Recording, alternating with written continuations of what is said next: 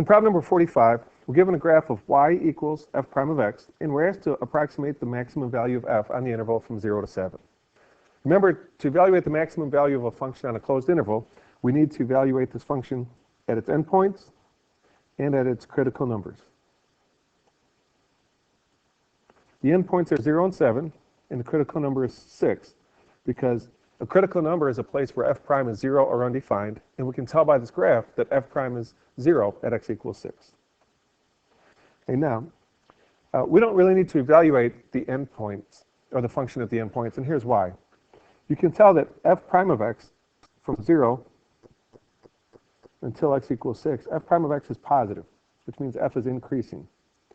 Since our function increases from x equals 0, well, our function won't have a maximum at x equals 0. And then we can tell that our function decreases from x equals 6 to x equals 7. And we don't know where we meet x equals 7 because it's off the graph. But since we decrease to get to f of 7, we know that f of 7 is not going to be a maximum value either. Now, we're going to take some information that was given. F of 2 equals 10, and we're going to use this to approximate f of 6. Here's how. We know that if we integrate f prime of x with respect to x from x equals 2 to x equals 6, we'll get f of x evaluated at 6 minus f of x evaluated at 2 from the fundamental theorem of calculus.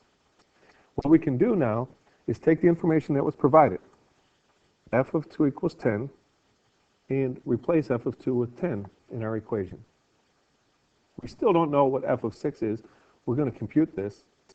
So we can estimate the integral by estimating the area bound by this curve in the x-axis from x is 0 to x is 6.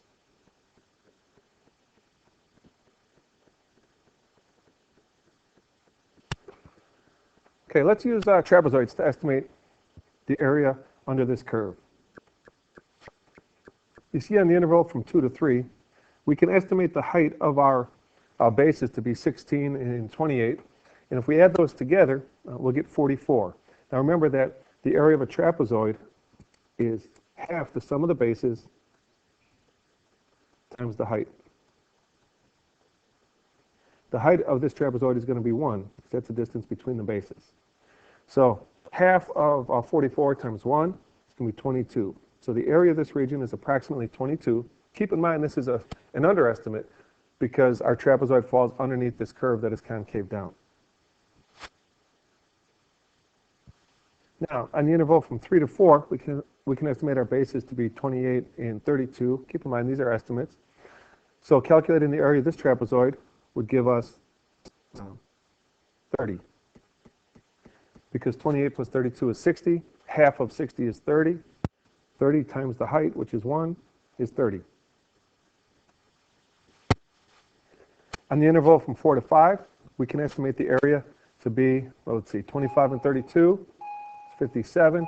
Half of 57 is about 28.5. And finally, we'll compute the area of this final region.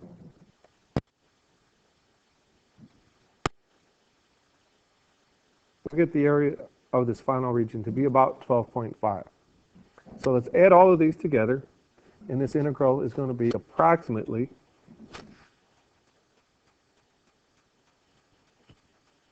we get the area of this total region to be approximately 93.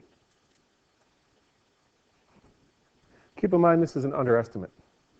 So now if we add 10 to both sides, we'll get 103 is approximately equal to f of 6. This is going to be the maximum value. Now, we have two choices here that are close to 103. We have 90 and 110. But the fact that our trapezoids gave us underestimates, we're going to say that we're going to go with option E. Hopefully you found this video helpful. Thank you for watching.